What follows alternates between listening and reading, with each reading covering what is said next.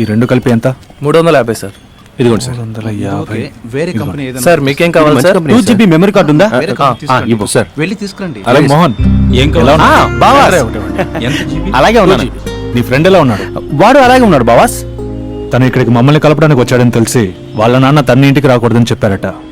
అది తెలియక కోపంలో నేను తన ఇంట్లో నుంచి వెళ్ళిపోమన్నాను. అవును, ఇప్పుడు ఏం చేస్తున్నాడు?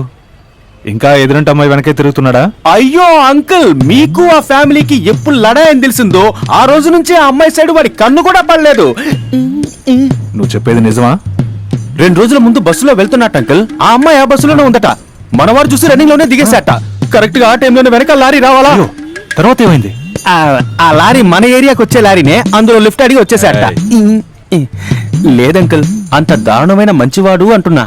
కానీ మంచివాడిని ఈ రోజుల్లో పనికిరాని వాడిగా చూస్తున్నారు.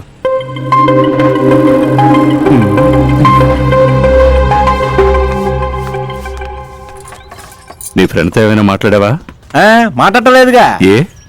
తను మీ దగ్గర అబద్ధం చెప్పాడని తెలిసాక మాట్లాడడం మానేశా.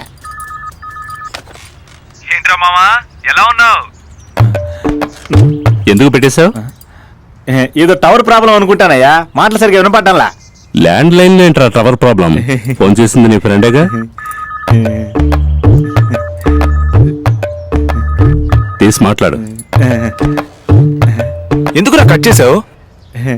నువ్వు మాట్లాడేది వినపడ్డం లేదు, అందుకే. ఎలా ఉన్నావురా? నేను సరే, నువ్వు బాగున్నావా? ఉన్నాన్రా. నాన్న ఎలా ఉన్నారు?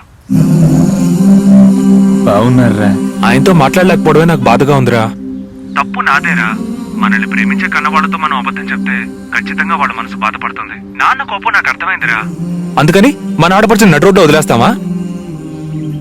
ఆయన చేయాల్సిన పని ఆయన స్థానంలో ఉండి నేను చేశాను. ఆ తృప్తి చాలు నాకు. తప్పకుండా నాన్నది అర్థం చేసుకుంటారు. నువ్వు బాధపడకురా.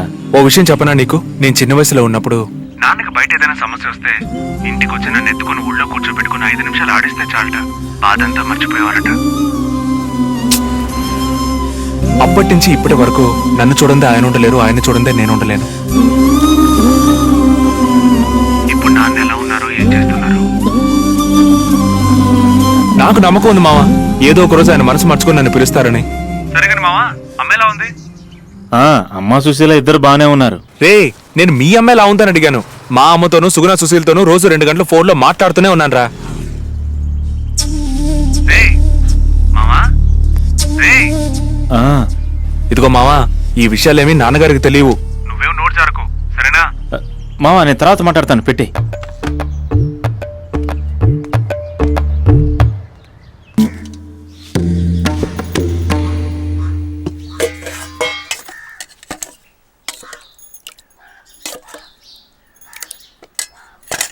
యాట మాంసం శుభ్రంగా తినండి, మీకు బాగా ఇష్టమని చేశా. నా బిడ్డ కూడా ఇష్టపడి తింటాడు.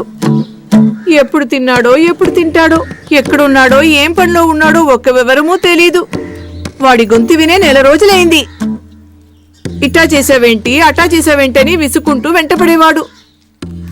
మగబిడ్డ కావాలని గుళ్ళని తిరిగితే పుట్టిన బిడ్డ ఏం చేస్తున్నాడో, ఎలా ఉన్నాడో.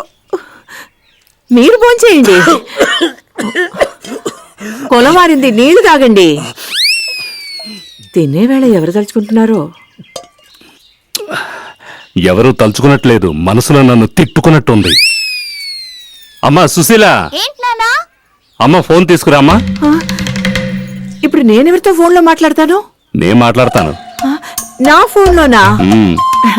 అది ఒక ఫోనేనా, వినిపించి చావదు. నువ్వు తీసుకురారా.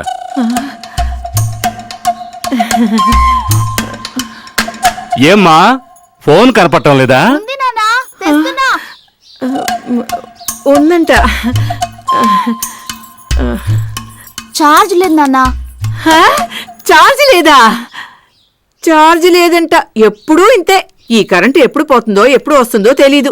సరిగ్గా అవసరానికి ఉపయోగపడకుండా పోయింది. నా ఫోన్లో మాట్లాడుకుంటానులే, వెళ్ళు.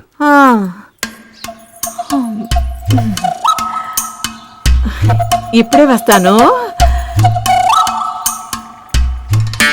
ఇతరా ఇతరా, నా బంగారు తల్లి, ఏం చేసావే? నా చిట్టి తల్లి.